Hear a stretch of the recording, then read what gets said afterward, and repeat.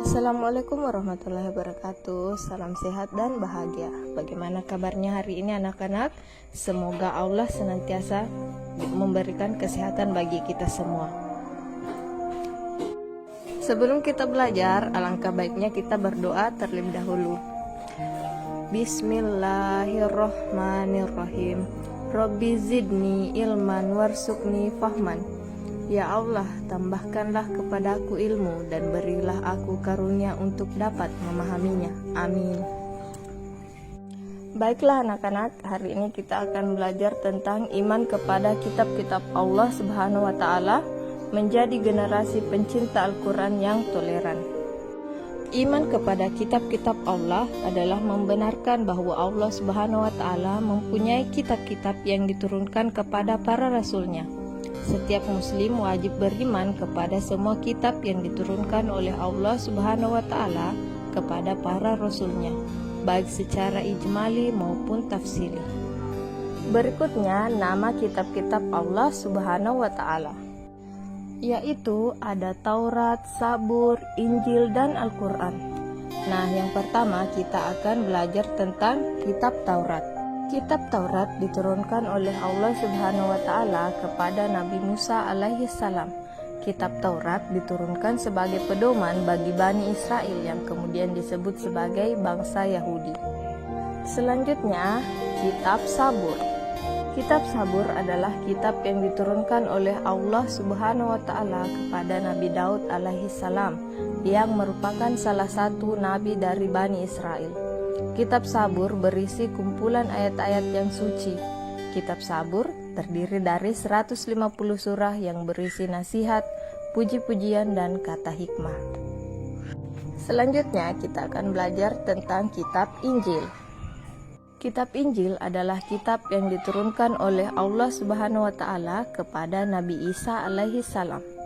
Kitab Injil berfungsi untuk membenarkan kitab-kitab Taurat yang mengandung nilai-nilai yang dapat menyelamatkan umatnya dari kesesatan dalam akidah dan amal perbuatan. Selanjutnya kita akan belajar tentang kitab Al-Quran. Al-Quran merupakan wahyu Allah yang diturunkan kepada Nabi Muhammad SAW. Al-Quran merupakan wahyu Allah terakhir yang membawa kebenaran, mencakup isi dan membenarkan kitab-kitab sebelumnya. Syariat yang terdapat dalam Al-Quran berfungsi menggantikan syariat yang terdapat dalam kitab-kitab sebelumnya. Walaupun masing-masing kitab Allah memiliki syariat yang berbeda, tetapi dasar dan landasannya sama, yaitu tentang tauhid atau mengesahkan Allah. Selanjutnya, cara beriman kepada kitab-kitab Allah Subhanahu wa Ta'ala. Yang pertama, meyakini dengan sepenuh hati, yaitu yakin bahwa kitab-kitab Allah Subhanahu wa Ta'ala yang dibawa oleh para rasul itu benar-benar datang dari Allah Subhanahu wa Ta'ala. Yang kedua, membenarkan terhadap adanya kitab. Membenarkan adanya kitab Allah Subhanahu wa Ta'ala berarti tidak ada keraguan sedikit pun dalam hati terhadap kitab-kitab Allah Subhanahu wa Ta'ala yang telah diturunkan kepada para nabi dan rasulnya. Yang ketiga, memahami kandungan kitab Allah Subhanahu wa Ta'ala.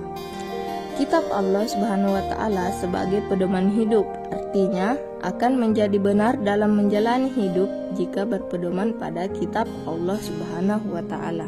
Cara selanjutnya itu mewujudkan dalam bentuk sikap dan tindakan dalam kehidupan sehari-hari.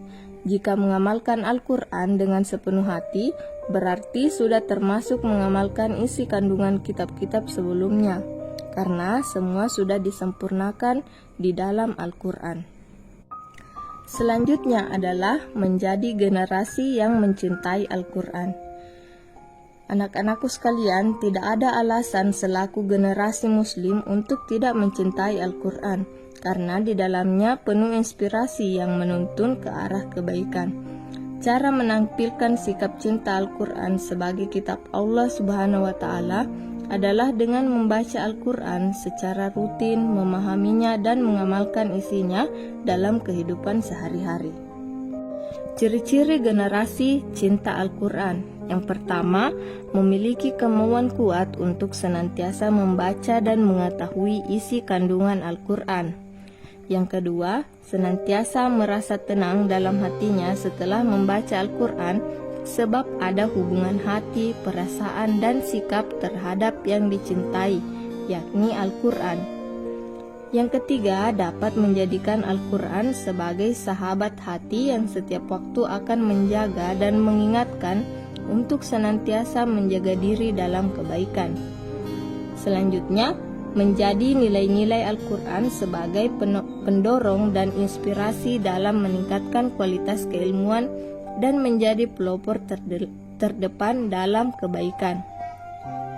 Selanjutnya, rela berkorban untuk kemuliaan Al-Quran dan menjadikan penuntun dalam kehidupan sehari-hari sehingga menjadi pribadi yang santun dan menghargai sesama. Selanjutnya, apa sih hikmah beriman kepada kitab Allah? Nah, hikmah beriman kepada kitab Allah Subhanahu wa Ta'ala yang pertama yaitu mengetahui perhatian dan kasih sayang Allah Subhanahu wa Ta'ala terhadap para hambanya dengan menurunkan kitab kepada umat manusia sebagai petunjuk.